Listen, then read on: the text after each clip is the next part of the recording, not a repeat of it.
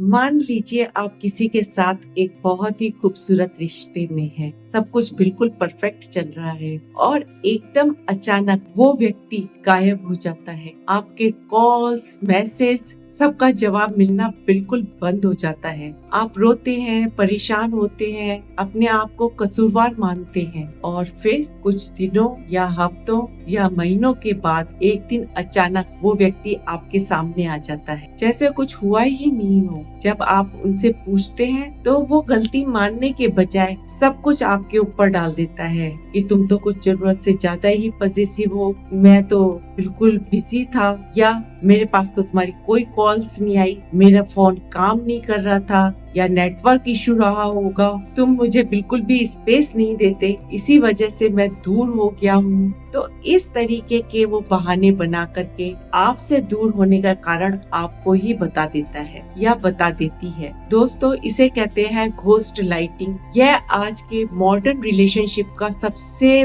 खतरनाक स्वरूप है। ये दो शब्दों से मिलकर के बना हुआ है, घोस्टिंग एंड गैस लाइटिंग। जब भी कोई रिश्ते में जिम्मेदारी लेने की बात आती है या फिर कोई छोटी सी भी बहस हो जाती है तो आपका क्लोजर हमेशा मिस्टर इंडिया की तरह गायब हो जाता है। इसे कहते हैं घोस्टिंग। दूसरा वर्ड है गैस लाइटिंग। जब उसका मन करेगा वो आपके पास आएगा, आपसे बातचीत करेगा, और जब उसका मन नहीं होगा तो वो बिल्कुल मिस्टर इंडिया की तरह गायब हो जाएगा। आप उसे ढूंढते ही रहेंगे, कॉल करते ही रहेंगे, लेकिन उसे आपकी चिंता नहीं होगी और उसका मन होगा तो वो वापस आ जाएगा। वापस आने पर वो सारा दोष आपके ऊपर ही मर देगा। तुम्हें तो हर वक्त एंजाइटी रहती है, मैं तो बहुत बिजी हूँ, क्या तुमसे ही चिपका रहूं या चिपकी रहूं, मैं क्या अपना काम ना करूं। तो इस तरह से वो अपने रिलेशनशिप में जो भी कमी है उसको स्वीकार नहीं करेगा, बल्कि उस कमी को आपके ऊपर ही डाल देगा या डाल देगी। घोस्ट लाइटिंग एक इंसान के मानसिक स्वास्थ्य पर बहुत बुरा प्रभाव डालती है। आइए अब बात करते हैं कि घोस्ट लाइटिंग के क्या क्या नुकसान हैं। घोस्ट लाइटिंग से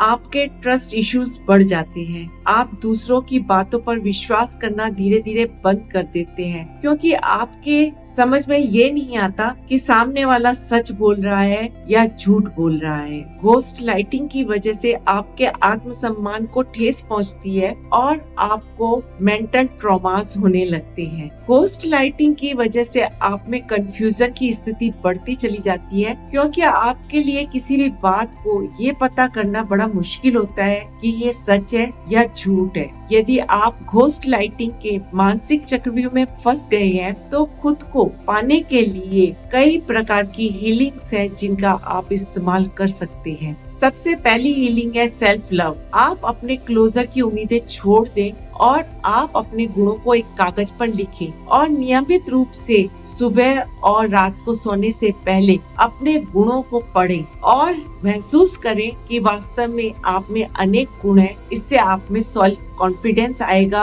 और आप अपने क्लोजर को जो आपको चीट कर रहा है उससे दूर हो सकेंगे। आप अपने क्लोजर के सच को स्वीकार कर लीजिए कि यही उसका नेचर है, आपको इसे स्वीकार कर लेना चाहिए। आप अपनी बाउंड्रीज तय कर लीजिए। आप देख लीजिए कि आपका क्लोजर जो बार बार आपको छोड़ करके चला जाता है, आप उससे अपनी भावनाओं को बिल्कुल डिटैच कर लीजिए, दूर कर लीजिए। यदि आप उससे अपनी भावनाएं दूर कर लेंगे तो निश्चित रूप से आपके मानसिक व शारीरिक स्वास्थ्य पर असर पड़ना कम हो जाएगा और आप खुश रहेंगे और आपके क्लोजर को भी इस बात का पता चल जाएगा कि आप अपने आप में सेल्फ कॉन्फिडेंट हैं, तो उसको भी आपको घोस्ट लाइटिंग करने का जो मजा मिल रहा है वो मिलना बंद हो जाएगा। यदि फिर भी आपको मानसिक रूप से बहुत ज्यादा दर्द है तो आप इसके लिए होपोनोपोनो प्रेयर करें। साथ ही साथ आप अपने किसी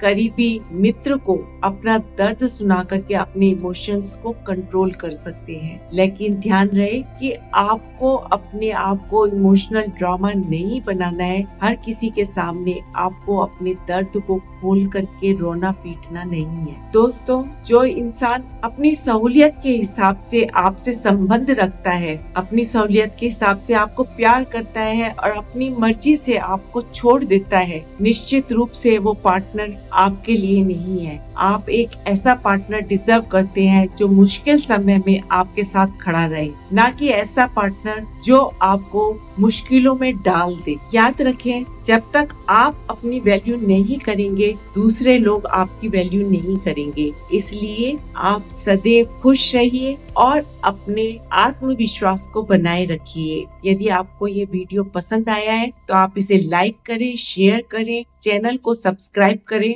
और सदैव खुश रहें। धन्यवाद।